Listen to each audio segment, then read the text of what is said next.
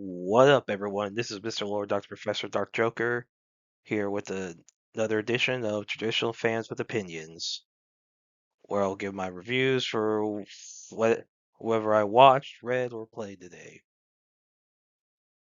And who are traditional fans with opinions? That is myself, and that is you, the viewers. With all that being said, on with the reviews. Digimon Beatbreak, episode 42. So in this episode, the bounty on Kios is removed because his name's cleared. Rose is healed. She's no longer cold-hearted. So she's reunited with Lilamon, and yeah. So after that, Kenma, Gekomon, Kyo go to the hospital to try visit Asuka. And it's real. Kyo had known Asuka since they were kids. Basically, they were both at the orphanage that Tima and Asuka's grandfather ran. Um, and apparently like Gio, I guess, was like a kind of like a troublemaker. He would like beat up people, and a lot of them were bullies. And basically, it was a lot of kids who were like basically orphaned by the Kano Island incident. Now you have Kishi gives the white cord to Wong in exchange for being made a member of the Five Stars. So yeah. So then after that basically, so but Asuka's was transferred. There's no record of where he's at. But it's revealed that Wong has him, and basically the White Core is taken to like somewhere. Basically, the White Core's power comes from like a Digimon that rivals the like a Digimon that caused the Kano incident. Basically, a bunch of Digimon appeared and their E-pulse all merged, and the amount of energy just destroyed Kano. And the Digimon that could rival that power was he it was it was like Helios bo- like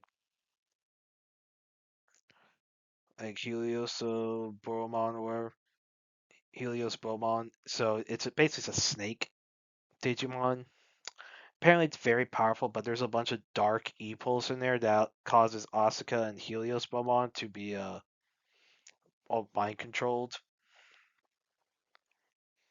And yeah, and showing that Cougarmon was born from like Kyo's emotions when he was like being attacked by bullies, and then some like people from World Union tried to capture Cougarmon, but Kyo and Cougarmon went on the run, became clears, and so Asuka is made a puppet by for Wong, and he goes to he and Helios Bolamon go find Tomoro and try to I guess take his evils. I guess that's the last key for the Shangri-La project. And it looks like next episode is going to be that fight between, Gekomon and Helios Bellamon. So I'm interested seeing what that's going on. But yeah, I thought this was a really good episode. This is the final arc, so they're definitely probably revealing stuff with the World Union because obviously they can't be trusted. So it's gonna be interesting to see how like each of the five stars are gonna have to how they each react to what's going on. Like, so, because there's some questions about what's going on, like what will Rose do? And we know the one with Gokumon's definitely on Wong's side. So, Rose is kind of a wild card. Um, in this,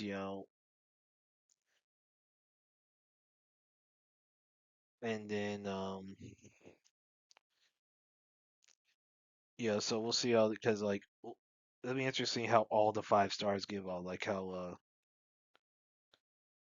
how Kaido reacts to things.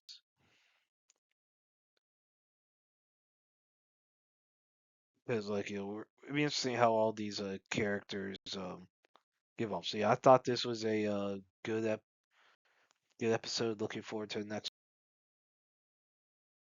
Demons of the Shadow Realm, episodes 16 through 18. So in these episodes, so left and right, they detect the scent of Yuri's parents on Ivan's swords, so they try to capture him. And Dar- Tadara teams up with a bandit from the village to find Yoru. So Shingo and Asuma tried to convince Yoru to join them so Yoru can use the power seal, but Yoru refuses, and basically he wants to live a normal life, be neutral. And Gonzo starts attacking Shingo's business to basically draw him out, and no one's able to stop him because of all the demons he has under his control. And Asa helps Hagari with his manga, but she wants to see Yoru again. Of course, that's like a running gag. And Akio then starts approaching Asa, as if she's about to attack her, and also warns him to stay away from her. And then Shingo's thugs ambush Natsuki and Fuyuki, and Natsuki's really be Asa in disguise, and she uses break to cancel the Daemons contracts, and Gonzo forms contracts with those two Daemons, and and so and Yoru takes the opportunity by Shingo being distracted by what Gonzo's doing to take him hostage. And so it's revealed that the mansion is Aichon in disguise, who bites Akio's arm off. So Jin, Gabby, and Haruo confront Akio, and Akio has Mountain God battle against those three. But Gabriel's able to beat Mountain God, and Akio tries to spare Mountain God from more pain by breaking the contract, and Gabby almost kills him. And Natsuki stops Gabby, so Akio's captured. Then Shingo is off, Shingo's office. Yukio tries to negotiate for the hostages to be freed, but Shingo basically breaks free of Yuri's hold and has Fujin and Raijin stun him. Now Dara gets to the Shingo's office, and he and the bandit with him try to save Yoru. And Asamo has his daemon Yozakura take Yoru away from Shingo, and Dara chases after him. And then the bandit leader fights Shingo by himself.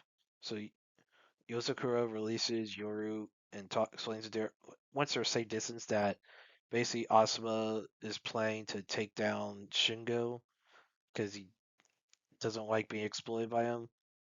And he says that he and Saguri can't defeat Fujin and Raijin, and is why Asuma has been able to openly fight against Shingo. And Dara so Jin told him to consider Asuma an ally. So the fake Asa has been able to get in contact with Donji and tells him what the location of where she and the other hostage are at, like from the village. And Donji uses a smoke signal to you know so Yoru can see where the hostages are at. And the smoke signal is teased in the beginning 'cause there's like a flashback of when Asa and her parents they were escaping.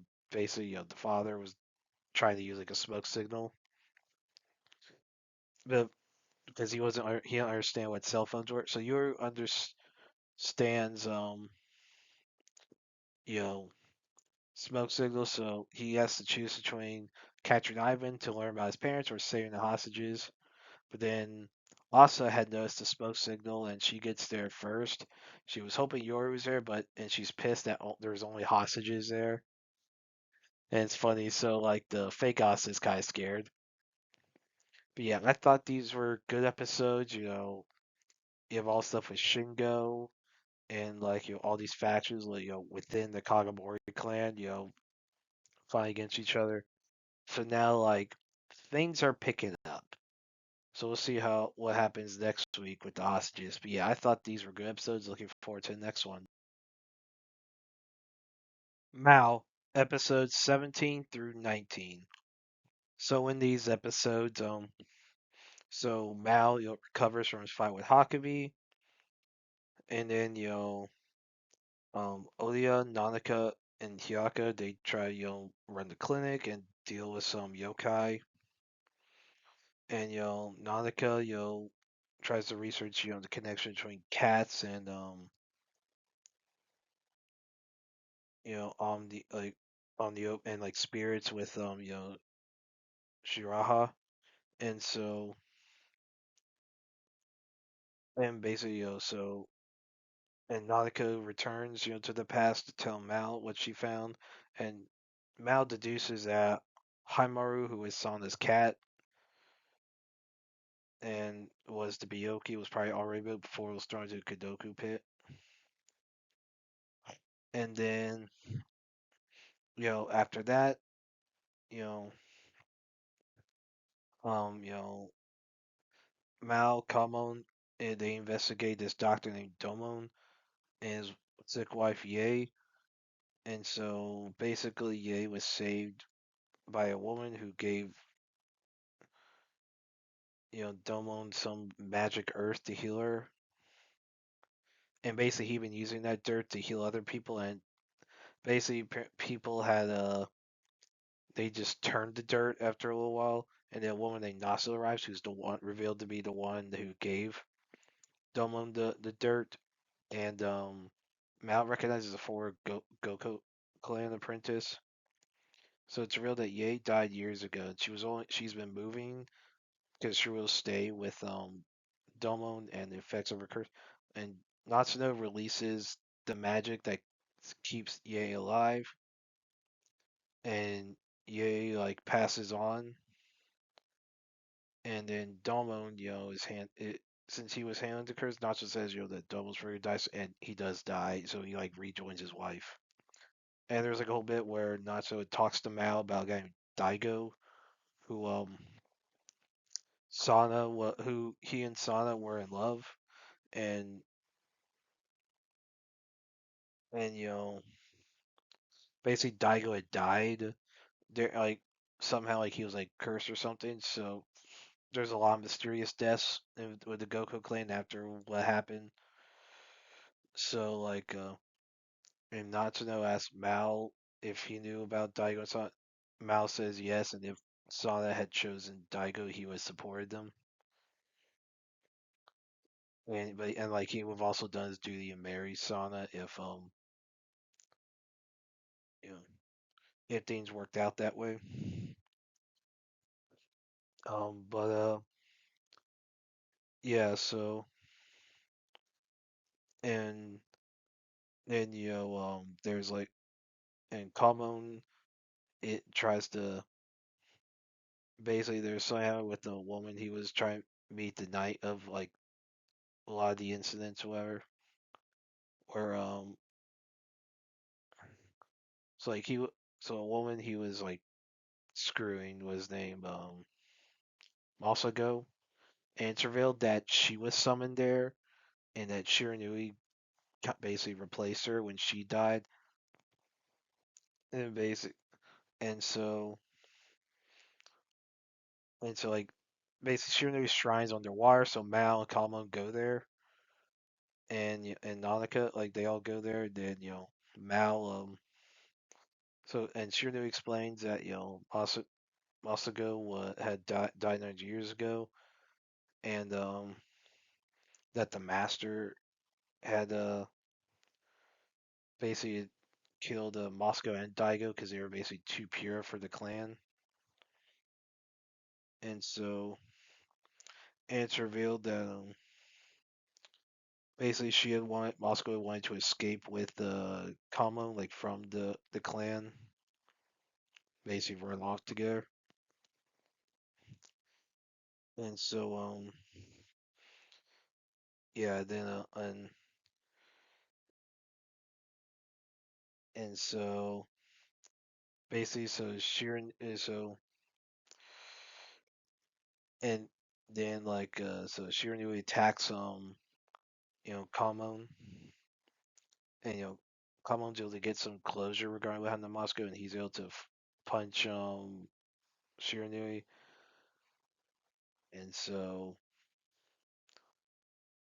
yeah, so then and then Yoriko arrives. It's really your whatever energy, and Natsu helps Mao, Nanako and Kamon get through the barrier. And it's real that the dark energy around Yoriko was also at the compound the night that Sana died, so it looks like some reveals about to happen. But yeah, I thought these are good episodes. They're building up the lore. Like there's a lot of mysteries about what all happened, and there's like the whole plot point that those who were cursed have been alive for 900 years. They can kill each other. Like basically, I guess that's how like one of them can die and injured without no healing. Is like base has to be like one of the other apprentices. So that'll probably play a role later. So yeah, I thought these were great episodes. Looking forward to the next one. Black Torch episodes 4 through 6. So in these episodes, Jiro duels a Reiji Kirihara, who's like a good swordsman. So he kind of looks down on Jiro due to Jiro fusing with Rago, and basically due to his hand how he fights hand to hand. And so their fights revealed that Ryosuke Shiba had orchestrated the duel. And so basically it was a test to see Jiro could channel Reigo's power. And so then after that, you have the first mission. They go to like this shrine. And so who did White Hair Mononoke arrive arrives to try to siege Reigo. And basically started because he has a lot of power. And yeah. And so you have the camouflage, how like their outfits camouflage, like it's interesting how like they're able to see how their outfits like the actual tech involved, affects like them, like the stealth and all that, because they kind of have to be a little stealthy. So then you have then Koga, arrives trying to fights Jiro and Reiji, and Koga tries to steal Reigo. Koga leaves. Then they fight Mononoke named Jiro. They come across one. So Fuo's a friendly one. Basically, the idea there's like some train thing where she puts Jiro, Reiji, and Ichika on some illusion thing for them all to train. So you have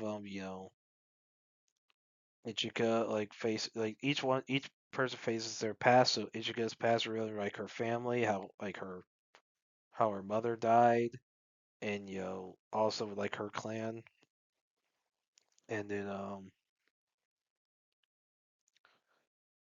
so and then you see Reiji like is there like he and his twin brother were both trained, and his brother was like possessed and like killed their father, so he fights like an illusion of his brother, and then basically he's I guess his goal is to get stronger to either free his brother or kill him. So then yeah, they like Reiji and Ichika are able to escape, get out of that illusion, but Jiro's and Reigo are in theirs.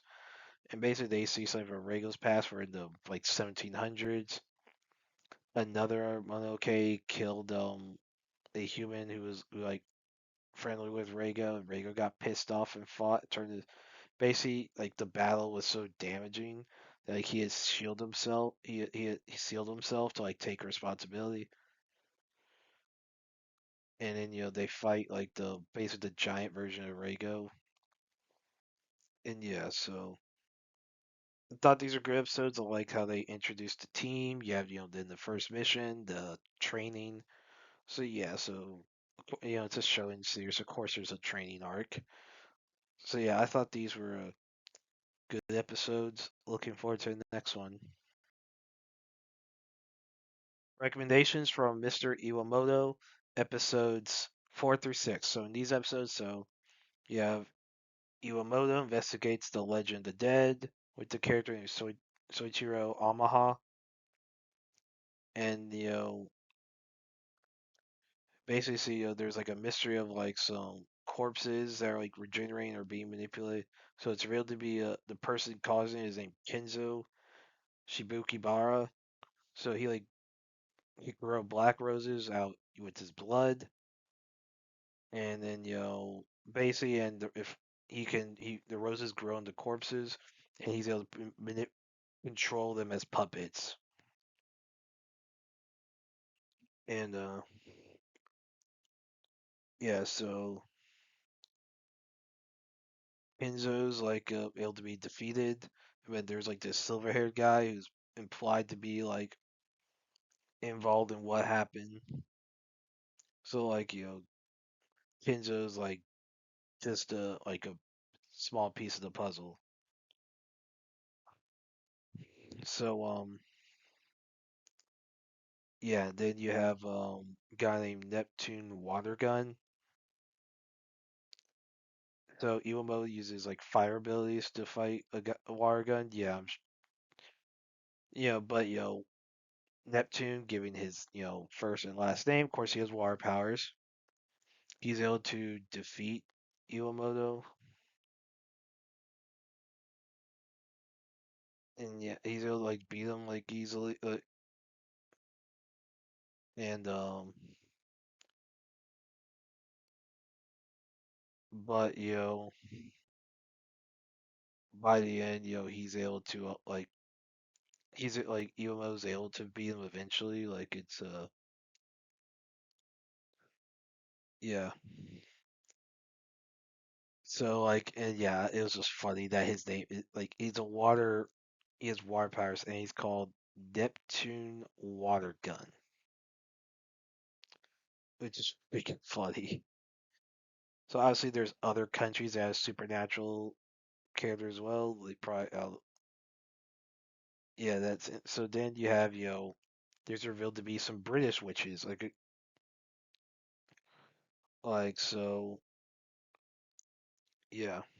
So then, Iwamoto goes to like this cemetery, finds like someone dealing with this elixir or whatever. And so yeah, like he's able to like tries to take the witch, like this one witch recruiter like in Japan, but then like was like one of the ones from the UK arrive, who and that guy actually he kind of looks like Twilight from Spy Family, just with his outfit and hair color. He kind of looks like Twilight. I was like, why the heck does he look like that? Like where? But yeah, so it'll be interesting how what happens with all the British witches. So it's like, I guess there might be a conflict between Japan and the UK in this. We'll see what happens. But yeah, I thought these are good episodes. Looking forward to the next one. Agent Kim Reactivated, episode 10, full series. So in this episode,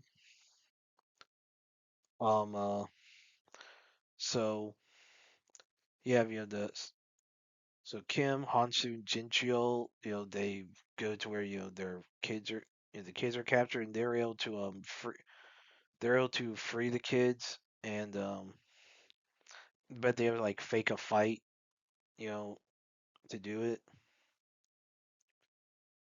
And then after that, they have to deal with Gainchan with Gainchan, and then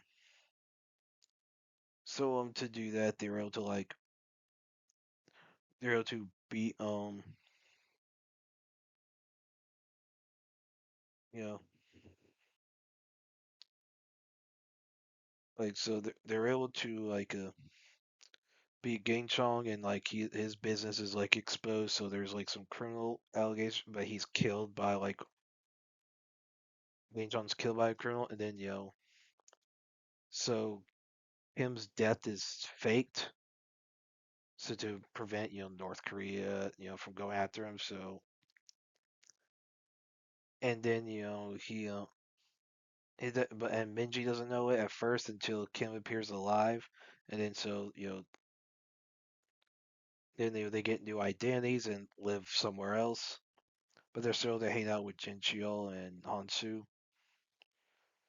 Yeah, and but yeah, I thought this was a good episode, good way to end the series, and the whole show is pretty good. Like it's a good action show. You know, and right now, to my knowledge, there's there's no confirmation of season two, but it's obviously I think it's a possibility, and if there's season two, I'll freaking watch it. Bleach, Thousand Year Blood War, episodes 1 through 43. So this they're adapting the final arc of the manga, Thousand Year Blood War arc, which is the only arc that the original Bleach show couldn't get to. So of course you have hollows are being erased in Hueco Mundo when the Quincy's arrive. An army led by Ewok, the Quincy King, who is the son of the Soul King. All Quincy's trace their lineage to Ewok. And Soul Society's attacked by the Quincy's, and Yamamoto's the head captain, he's killed, and a bunch of Soul Reapers lose their Bankais, the ones who have Bankais, and so after that like and dude, the Quincy's killing Hollows cause a bunch of imbalance, so there's a risk at the human war at all three worlds, the world of living, Hueco Mundo, and Soul Society all being destroyed. So and Oryu Ishida learns that it's implied his mother was killed by Ewok, because Ewok basically wanted her to die. Now it's real. So and Ichigo's father Ishin reveals his past. So he was Squad 10 captain. Rangiku Matsumoto was his lieutenant. Toshiro Hichigaya was his third seat. And so with Ishin had to go do his own thing. Toshiro did some of the paperwork for him. Ishin calls Toshiro the future of the Squad 10. Basically over Rangiku, which we all know that happens. You know, Toshiro hadn't gotten taller since then, obviously. So basically, there was a hollow that was killable. He was concerned, so he killed the hollow. But he had to get help from Quincy, which revealed to be Ichigo's mother, who's revealed to be a Quincy, and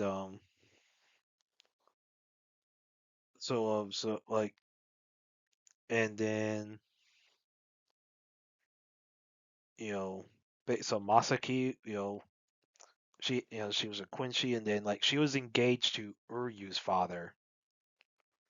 They were cousins, they were engaged to do them both be Quincy's, whatever. And Masaki was infected by the Hollow, and it was revealed that Aizen had created a Hollow as some special one, where and Ishin, after reporting on, he left out the thing about Masaki out because she's a Quincy that would cause some problems if so but he went back to like find Masaki, and he learned that she was infected by the Hollow, and so and Urahara had approached Ishin, Masaki, and and then Uryu's father about how to do it. Basically, there's like a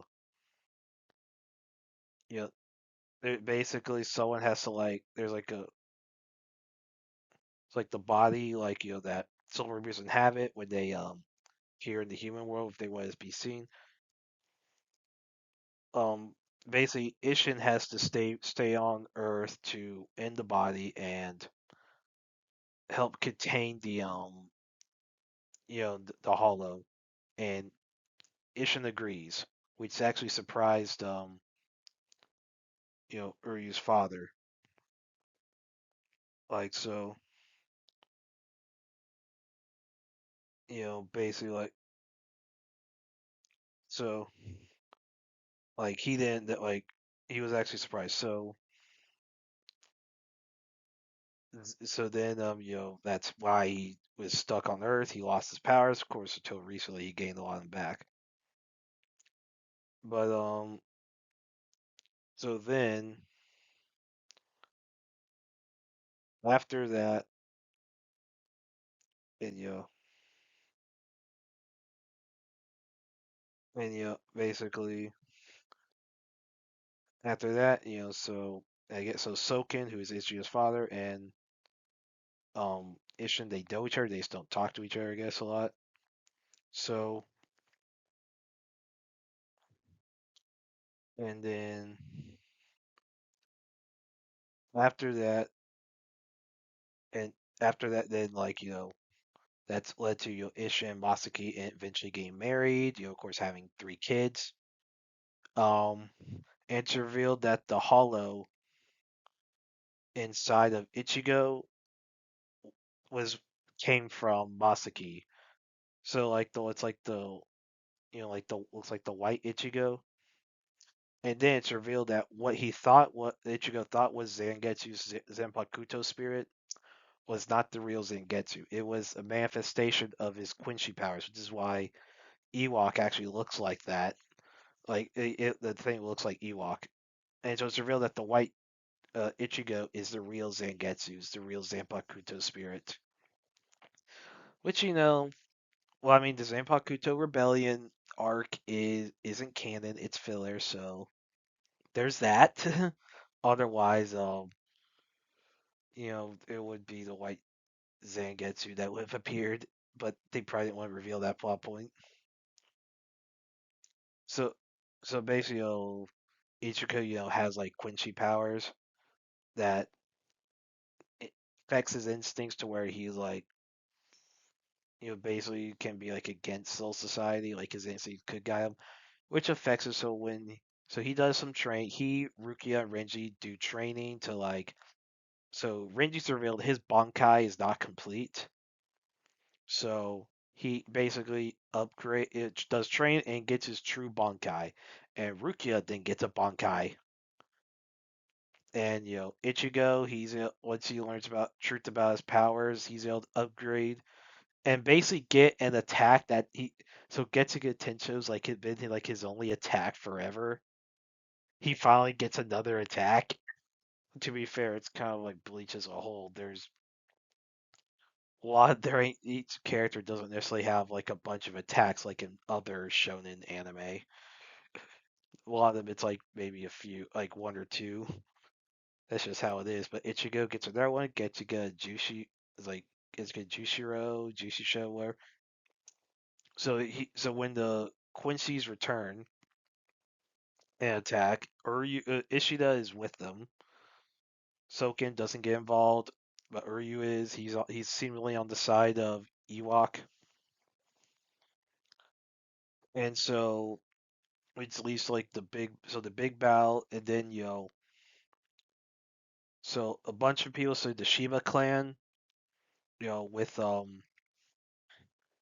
you have the Fullbringers are involved. So the Fullbringers help both dead and alive. So the Fullbringers that died during like during the Lost Agent arc in the original anime, they appear. The Arrancar, who are still alive, like Dell, Grimjo, they arrive to help, and of course you have Orihime and Chad, they arrive. So basically everyone you have the there's like basically this really long like battle. Like you have all the stuff that happens. So you have the captain that's like the dog. Um he like so Homura he like gives like his clan leader like his heart so he could unlock this power called the Jinka technique. So he's like immortal and can't be harmed, but he's able to like fight off. He defeats one of the Quincy's named Bambietta. Then by the time the whole but he like turns back to a pure wolf form, so he's like a mindless animal now. So then like once the battle, the few Quincy's that are chosen to be with Ewok in like his new world, which includes Ishida, they're all taken. Then the few Quincy that are alive were left behind, they join because they're kind of pissed off. They join the Soul Reapers, and so Ichigo had the how Ewoks will get that power. So Ichigo, his Quincy lineage guides him to kill the Soul King, and yeah, due to like him having the powers of a Quincy, a Soul Reaper, a Hollow, and a Fullbringer, basically having all that power, and so then yeah, and and Ewoks will take the power of the Soul King to try to create New World, then destroy the previous three, and then yeah, so after that, they all like so there's like the big attack on Ewok's new realm, or whatever, and it's revealed that Ishida it was actually playing on betraying Ewok, and yeah, there's a lot of yeah, like so yeah, so you have all the fights that are going on, so and you had now one thing happened, so with the Masaki, it's revealed that Ewok had sent Grand Fisher to kill her. That like and Ichigo gets kind of really pissed off about that. And so then a bunch of the fights start. So during like the recent course, so Urahara he uses it so he and Yurichi fight you know they fight Askin. So Yurichi does this transformation where there's like fire surrounding her. There's like it's like a cat form, but it's like a fire bikini thing. Looks very nice. Um, and Yurichi like doesn't attack, but she like has like a cat-like personality, but is not able to do much. So then Uehara summons his Bankai, which allows him to like reconstruct anything he touches. So he rearranges his own body, gives himself super speed and better reflexes, and deconstructs Askin's body. Then Grimjo arrives to help and rips out Askin's heart and crushes it. And it's real that Askin's Gift Ball Deluxe can increase in death, so basically they then get poisoned, but then Nell arrives to save them. And, Ichigo and Orihime arrive to fight Ewok, with Orihime using her rejection power to like act as like a shield for Ichigo, and Uryu is fighting Hostwal Walth. And Wild's good, of course. Chad and and Ganju, they're like they're fighting like some guardian statues in the in like, Ewok's palace. And so Ewok, he could see possible various features, and I guess there's some of Ichigo being able to beat him. And then you have Orihime, like she can't fully reject Ewok because like the Quincy blood in um Ichigo, like the similarities between that and Ewok's in like power, like cause her to subconsciously not fully reject it due to like her feelings for Ichigo, but she's able to get past that and get a better shield for Ichigo and as he like fights Ewok. And basically it's revealed that there was a so there was a plan by like Hyobe like to turn Ichigo into a new Soul King. Like Ichibe, Hyosube, the plan was for him to become a new Soul King. And that, obviously there's means that there's some dark secrets behind the Soul Reapers, like a lot of the leadership within it. Which I mean, there's a lot of dark stuff. I mean, you had like Uohana being the first like Kenpachi, and so the current Kenpachi, like they duel, and it's supposed to unlock Kenpachi's power, where he unlocks his Zanpakuto, which leads to Yachiru disappearing, and like that's early on, and it's implied that Yachiru is is his Zanpakuto spirit in human form. So yeah, so then basically, and like there's like, and so you have this giant one that like just like looks like a Greek warrior or something. You have like he's turned to a giant because like every time he's cut, his limbs like get bigger and heal, and so that's why he's so giant. So like you have Byakuya, Toshiro, Kenpachi, a few others are there. Some of the um some of the visored, and so there's a fight. So like Toshiro says, probably they should give you so big, like so it's bigger. All of them going 2-on-1. He said be like 2-on-1 probably wouldn't work. And Byakuya is like hesitates, and Toshiro is like, "Were you about to say that I'm always at a height disadvantage?" And Byakuya's like, "No." And he's like hesitates. So I was like, like Byakuya was definitely thinking it. I was like, "Dang, that's funny." But yeah, there's so many fights. It's like the combat's freaking incredible. And the animation, there's a lot of blood and gore in this. Definitely a lot more than the previous show.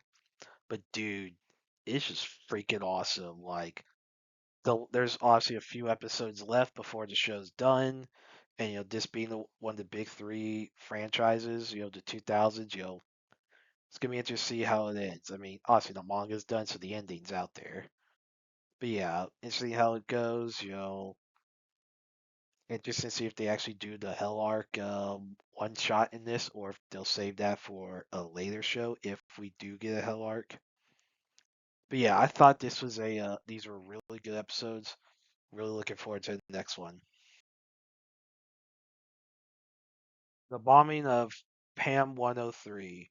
So this is a mini series on Netflix. It released in the UK in 2025, but it didn't release outside the UK until 2026, and it released worldwide on Netflix. So basically, it's about the investigation to the bombing of Pam Pan Am 103, which was a real like bombing that happened where Boeing 747 was was destroyed over the Scottish town of Lockerbie. So all passengers, all crew were killed, and you have Scottish and American intelligence agencies were investigating it, those are like there's years of investigation, and like eventually, of course, they charge two Libyan nationals with it. One was convicted, one was declared not guilty. They try him in like the Netherlands due to I guess have it be a more neutral court. And so this goes into all that, the whole investigation.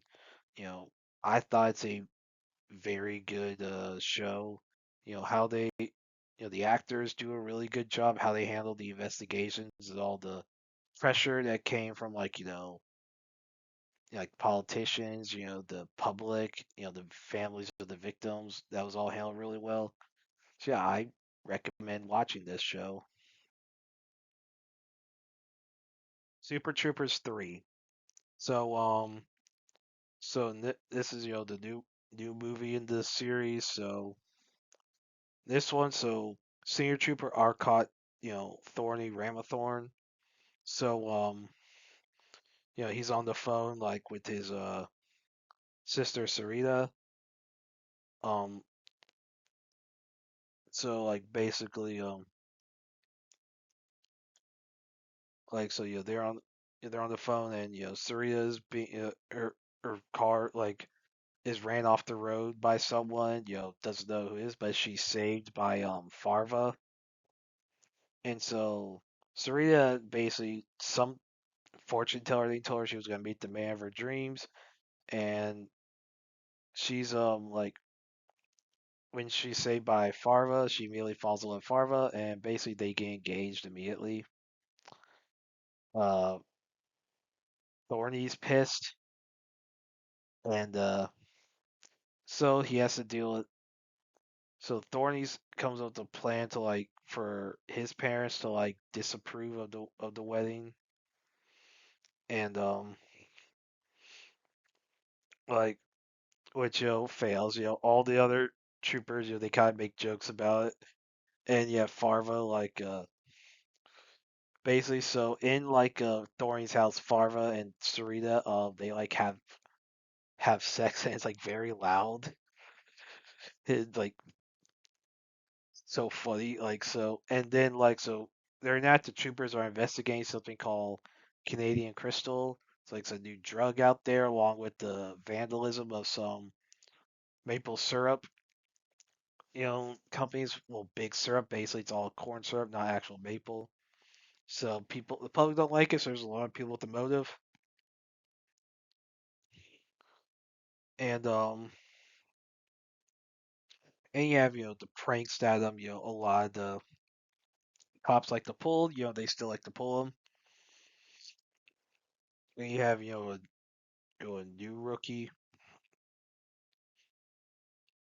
um, and with a new rookie named Robbie Rabbit Roto.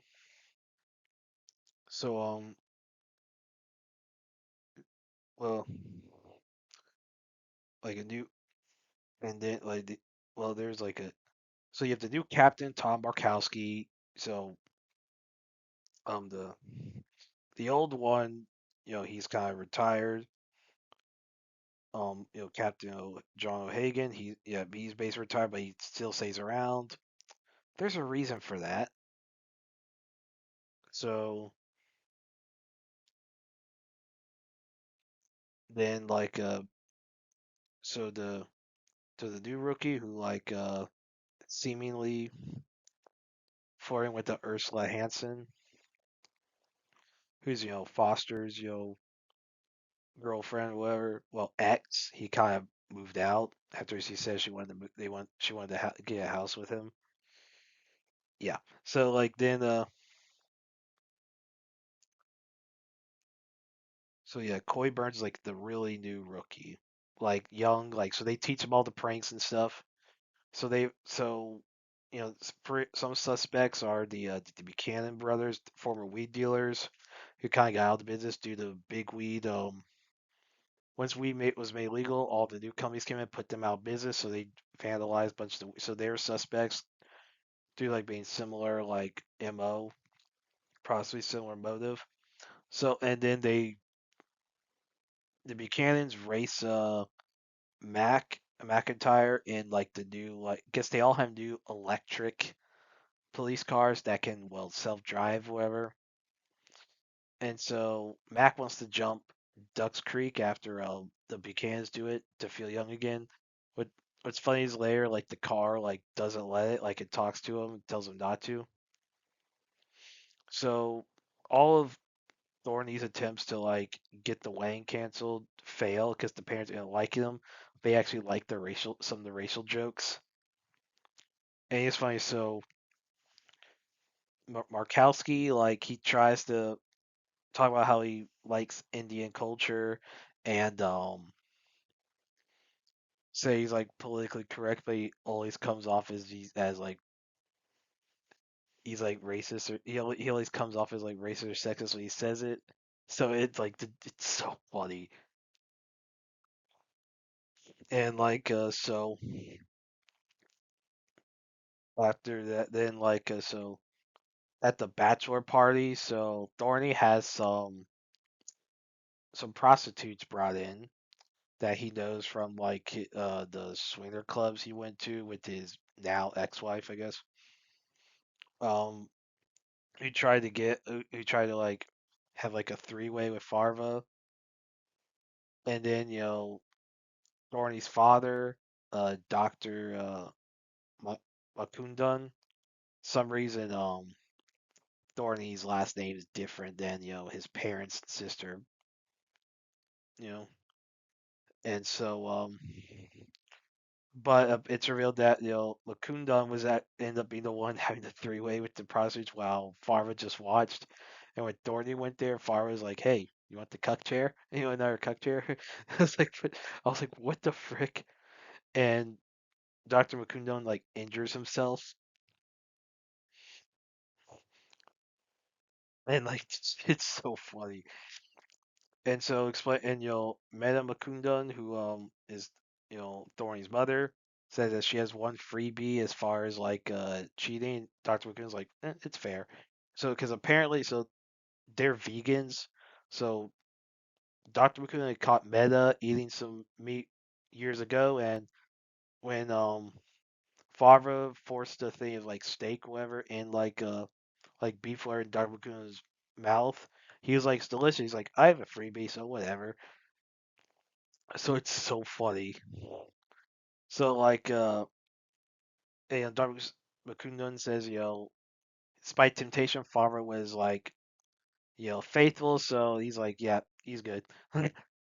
So and Thorny's are his plans to like get the wedding canceller exposed, so he's like he was the best man reluctantly, but he like basically banned from the wedding. So and when Mac tries to jump Duck Creek, he takes the police car to it. Police car stops and tells him it says safety protocols prevent him from doing it. So Mac like leaves, yet tells the car to stay when the car tries to follow him.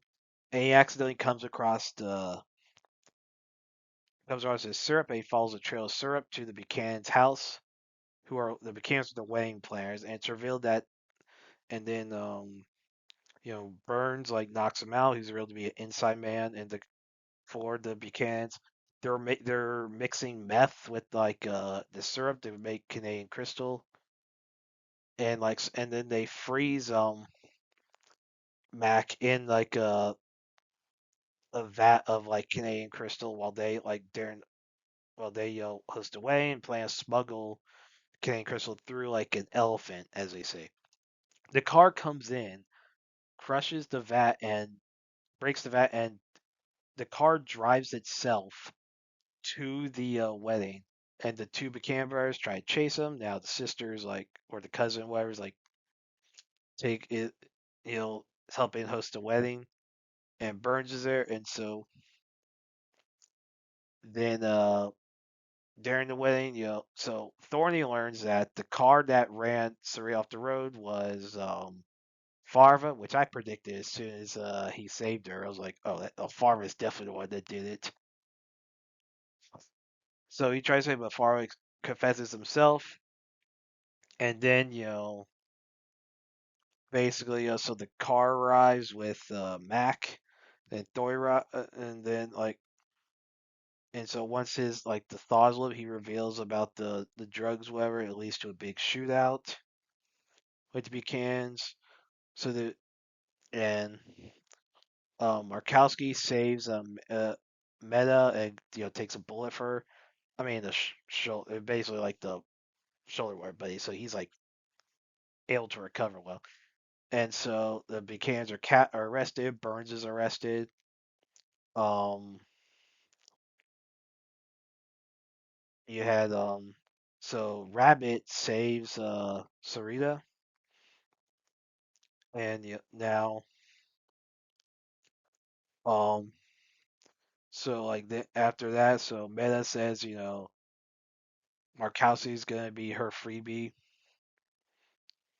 and like and she gives him like a book on Kama Sutra and like tells him to learn something from it, I guess, for whenever the freebie happens.